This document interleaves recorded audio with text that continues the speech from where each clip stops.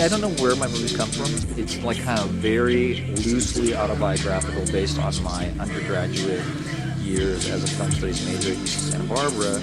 And I sort of was dealing with a lot of that personal experience, but from there, the story I knew was going to go in all these weird directions. And when I was writing it, I was very conscious of not censoring myself in any way and really just sort of letting the story be free, letting it go as crazy as it wanted to go, and just not really sort of tamping down that instinct of this sort of, this kind of free and wild storyline that could kind of create this universe where anything could happen. And that was what was so exciting to me about the movie. So, as far as the cult goes, it's like, it just sort of, I don't know where that came from, the dumpster, or the red-haired girl. It's just I just literally sat down and started writing it. It's the red-haired girl, the dumpster, there's this, the animal guys. It just, I don't know where it all came from, but it was just one of those, it was just kind of, I just got really inspired by this whole paranoia.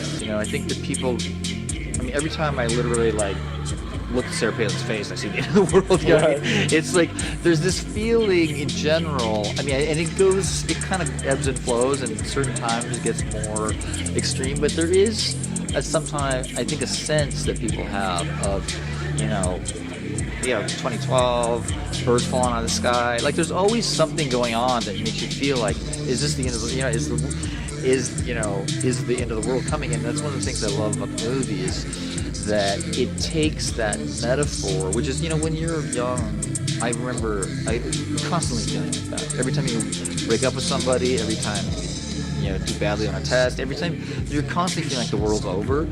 And one of the scenes I love most of the movie is the scene when Smith is in the car with Stella and they're talking about things. What if this really is the end? You know what I mean? And the idea to make that metaphor, which is that very common feeling, like literal, is this really the end of the world? Was a metaphor that I was really having a great time with in the movie. I don't usually like to assign meaning to my movies. I like to leave them sort of open for interpretation, but I think there's a lot of stuff going on in that movie.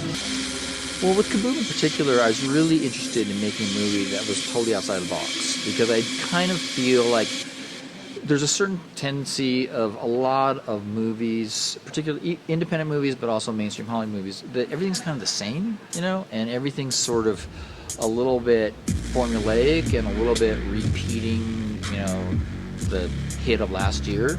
So I really wanted to do with Kaboom something that was just really different and really marched to its own drummer. And movies like Kaboom don't really get made anymore because I think of the marketplace and this sort of conservatism in general of the film industry, of being afraid of things that are too sexy or too crazy, or films that blend too many genres.